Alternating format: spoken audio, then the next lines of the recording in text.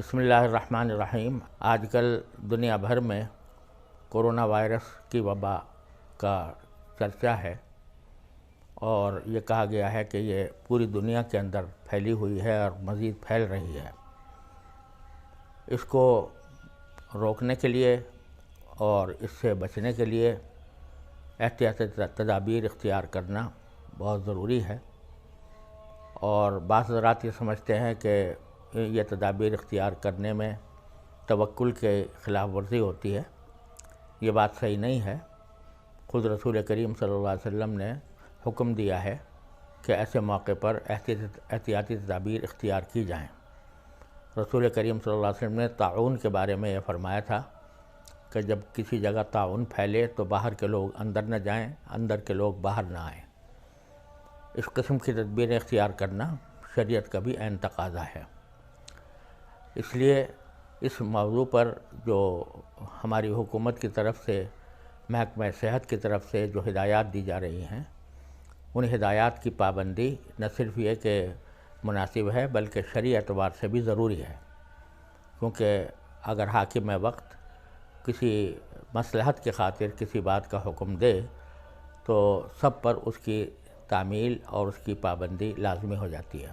خاص طور سے جہاں پر بڑے اجتماعات ہوں ان کے اندر اس وائرس کے پھیلنے کا خطرہ زیادہ رہتا ہے، تو جو بڑے اجتماعات ہیں وہ یا تو منعقد نہ کیے جائیں، ان کو مؤخر کیا جائے۔ جیسے شادی بیاہ کے اجتماعات ہیں، تو ویسے بھی شادی بیاہ کے اندر سنت یہی ہے کہ اختصار اور سادگی کے ساتھ وہ تقریب منعقد کی جائے اور کوئی بڑا اجتماع نہ کیا جائے۔ یہاں پر بھی ان حالات کے اندر شادی بیاہ کے اجتماعات بھی آدمی کو انتہائی یا تو مؤخر کیے جائیں یا بہت اختصار کے ساتھ ان کو کیا جائے۔ جمعہ اور جماعتوں کے اندر بھی اس بات کا خیال رکھا جائے کہ جو سنتیں ہیں وہ آدمی گھر میں پڑھ کر آئے، اور نماز کے بعد کی جو سنتیں ہوتی ہیں وہ بھی گھر میں جا کر پڑھے، مسجد میں نہ پڑھے، کیونکہ ویسے بھی گھر کے اندر سنتیں پڑھنے کا ثواب زیادہ ہے، زیادہ وہ افضل ہیں۔ اور دوسرے یہ کہ وضو بھی گھر سے کر کے آئیں، اور ائمہ حضرات بھی نماز جمعہ میں بھی اور دوسری نمازوں میں بھی اختصار سے کام لیں، چونکہ ضرورت کے وقت میں مختصر قرأت ہی بہتر ہے۔